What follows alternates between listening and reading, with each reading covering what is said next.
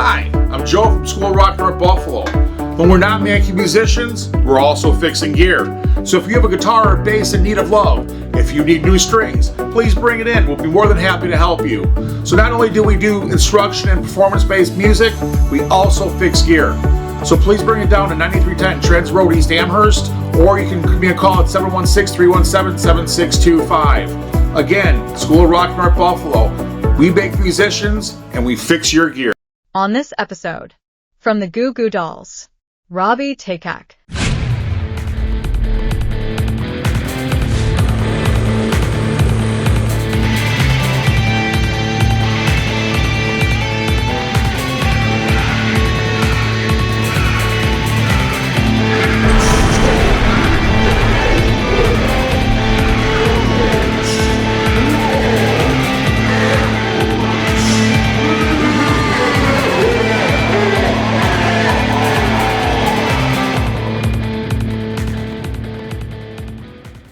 Today's guest has had 7 top 40 singles on the Billboard Hot 100, which includes 3 top 10s. They've sold 15 million records worldwide. From the Goo Goo Dolls, let's welcome Robby Takac. Hey, Robby, thanks for joining us. Thanks, man. It's good to be here. So you guys are currently on your summer Anthem tour and played to your hometown fans in Buffalo, New York a few days ago. Those shows must always hold a very special meaning to you guys.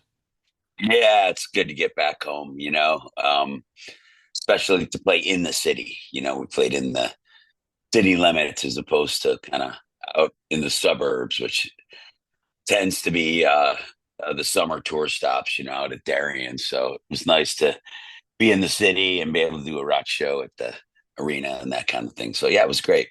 Yeah, you guys always put on a tremendous show for sure. And what I've read, I guess the Goo Goo Dolls name came from an ad in True Detective. Is that correct? That is true. Yeah, many, many years ago. Cool. So you guys have sold over like 50 million records worldwide with hits like Iris and Name. How has the songwriting process evolved for you guys over the years?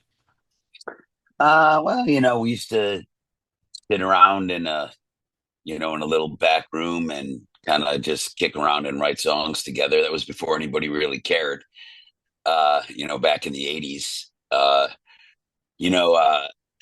After we started getting some songs on the radio, more people sort of started taking interest in what we were doing. So there was a little bit more outside influence in what we did, so we tend to just kind of pull songs together, and when it's time for a record, that's when it's time to start coming up with some songs. We're not really prolific as where we're writing, throughout, the day, every day. It's sort of when it's time for a record, we pull one together. Right. Some bands, they do the writing sometimes on tour or they take a break. Sometimes I guess it all depends on when the inspiration hits or you get an idea. Exactly. Yeah, and you were originally, I think, singing lead vocals, correct? And you guys were kind of like more of a punkish band to start out with, right? Yeah, I still sing some songs, with John got a little bit more confidence and started singing a little bit more, and we started learning to play our instruments a little bit better and started figuring out what a song was and what made a good song. And and we got the luxury of finding out what our band sounds like 40 years later. A lot of people don't get that luxury. Yeah, well, you guys have definitely come up with the right formula for your tracks for sure. Can you tell us a little bit about the latest release you guys got out, Not Goodbye, Close My Eyes? Like, it's been described as like an emotional ballad about like memory loss and the pain of letting go. Would you say how that describes it? Yeah, those are some songs we planned on taking most of the year off last year, actually. But we didn't. We ended up doing about 70 shows, and we toured over in Africa and we toured over in Australia. So we were really pretty busy last year. So I think our original intention was to put out a full album, but we ended up finishing about 7 songs once the tour came around. So we started dropping singles first day of the tour, and the rest of the album will be out in 6 days from today. You got a lot of other projects in the works over the years you've done. I wanted to talk a little bit about some of those. In 2003, you started your own record label, Good Charmel Records in Buffalo. Tell us how a little bit how that came about. Yeah, it started out kind of releasing songs from some Buffalo bands. I signed a few bands in Buffalo, and um, that was going okay. But I discovered that a good way to alienate people in your hometown is to have a record label because aside from the bands that you sign, the rest of the bands in town can't figure out why you're not signing their bands. And Right. Sometimes you create that yeah, animosity, and you don't yeah, mean to. It's just whoever you get to, and whatever exactly. happens. Exactly, so that was a little bit rough terrain for me, so I didn't dig that so much. So as we were about to be kind of winding things up, we had a band called the Juliet Dagger that was over in Japan doing some shows, and we met the the band Shonen Knife, and they we became friends with them, and that was 2007, and we started helping them here in the States do some stuff. They had been around since 1984, I believe. They've been around a really long time. All female Japanese punk rock band. And so we got involved with them, released a few records, and started releasing some records by some Japanese bands over here in the States. And we just put out a new Shonen Knife record about a year ago, and they'll be over here starting a tour in September. My wife's their tour manager and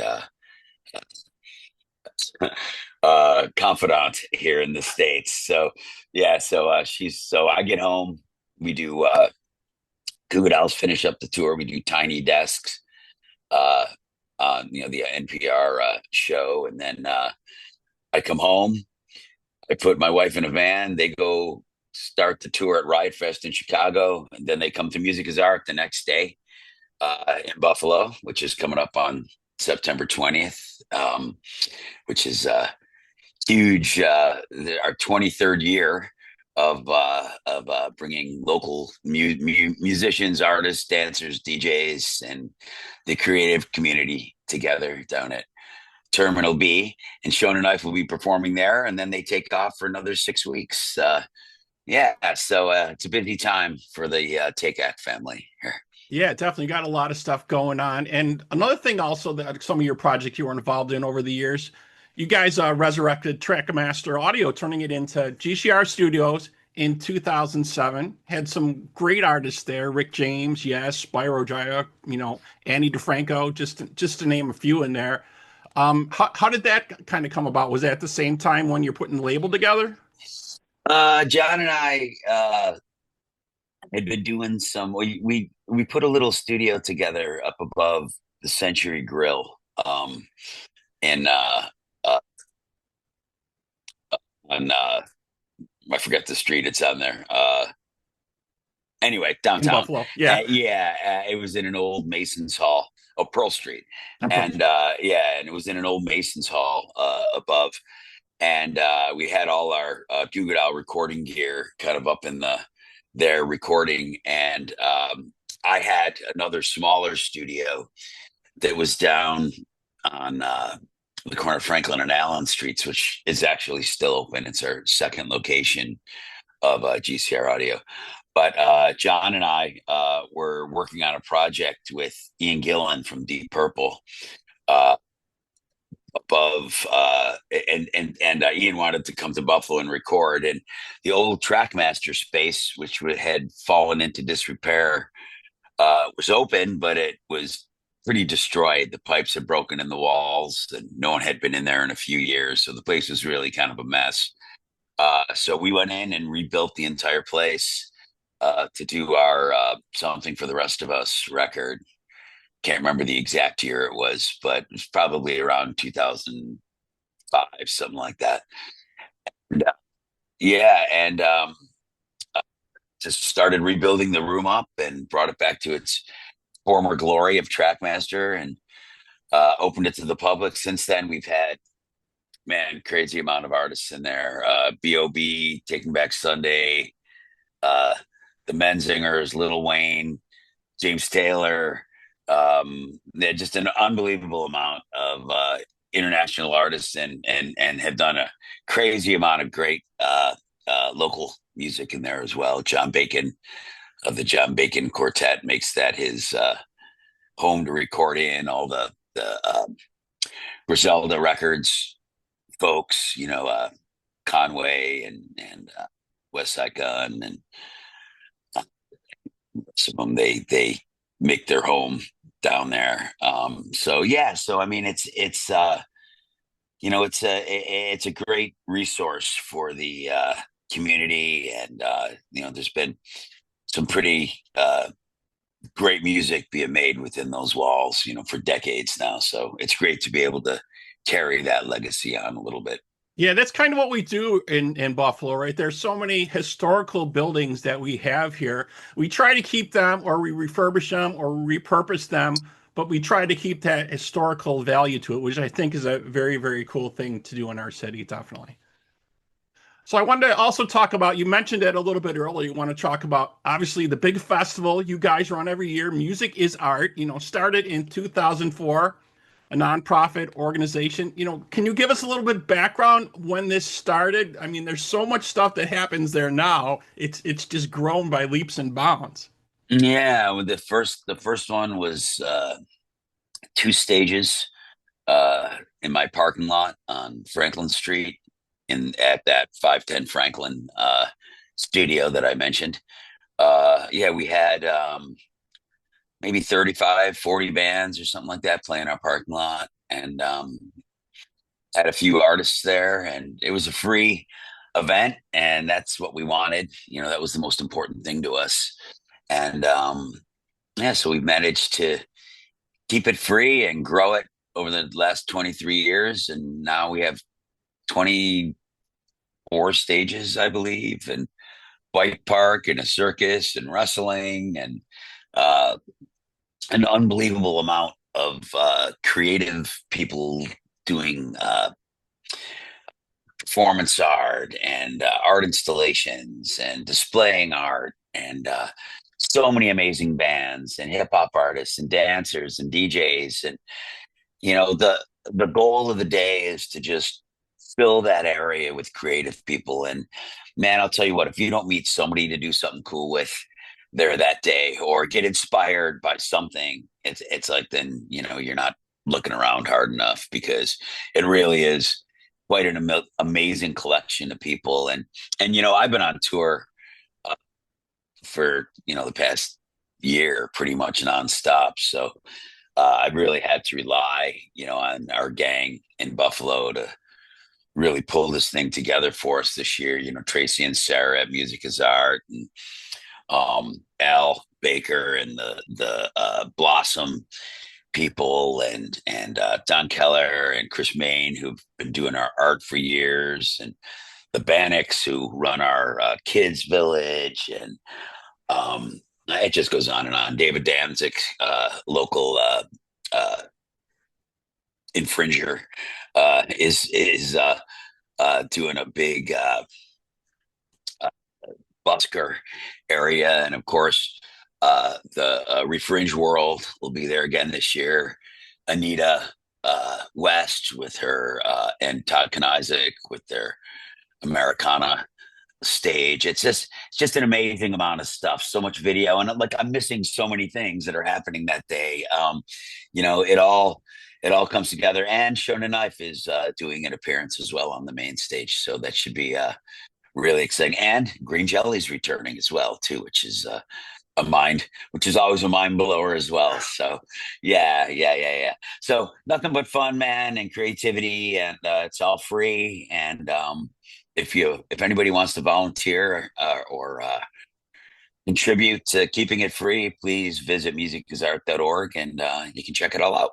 Yeah, it's definitely always one of the huge festivals we have here. It's great, and it's you guys host a number of things out throughout the year, programs, events, ranging from collecting and donating instruments to schools, mental health awareness tours, music industry education. It's not just that festival. There's all these other things you guys do behind the scenes throughout the year as you're putting this together. Like you said, your team does as you're out on tour, I'm sure, doing that as well. Yeah. Well, they're great people, man. I'm super lucky, and the city's super lucky to have them. Be as involved as they are. It's pretty amazing. Yeah, definitely. And so you're still out on tour with the Summer Anthem tour. Let's take a look at some of the tour dates you guys got coming up here. It looks like you were in Sterling Heights, Michigan. Is that where you're playing today, or Yeah, I'm actually right outside of Sterling Heights right now, but we'll be leaving here in about an hour and going and doing a sound check. We had our guitar player got a pinched nerve in his shoulder after the Buffalo show. I was reading about that So, online? Yeah. yeah. So we've been breaking in a new guitar player on the road, which is Oh, something we've never done before. So, but it's been going great. He's awesome, and he just kind of jumped in and made it happen. We did one show with no guitar player, just John and I, and a keyboard player and drummer. That was interesting in Toronto. It was great actually, but it's nice to have that guitar back in. It'll be even nicer to have Brad back again. So yeah, yeah, so we're yeah. You waiting for got a that. lot of dates still coming up. It looks like you're going to be coming up in Seattle. You're in Santa Barbara, Los Angeles, and then you're ending in Camden, Ohio. Looks like on September 12th, just before you get around here to Music is Art. Yeah, we actually still have.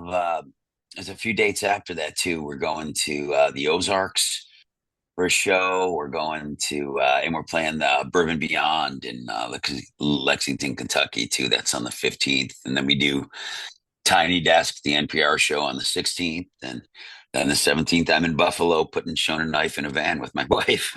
So, You are a busy guy, definitely. So appreciate your time. Just real quick, do you have any advice for new musicians or bands out there? The landscape is ever changing all the time. Obviously, this used to be type of thing where you put out albums, you put out singles. Now it's more of a digital streaming thing. Do you have any advice for musicians or bands nowadays? yeah, super easy. Do it because you love it. That's it. All right, there you go, folks. All right. That's it. All right, great. So that wraps up this episode of Talk About Rock. Thanks to my guest today, Robby Takac from the Goo Goo Dolls. And to all All our right, brother. listeners, we hope you're doing your part, keeping the torch alive, and support live music wherever you are. Robbie, See you again, later, thank you. brother.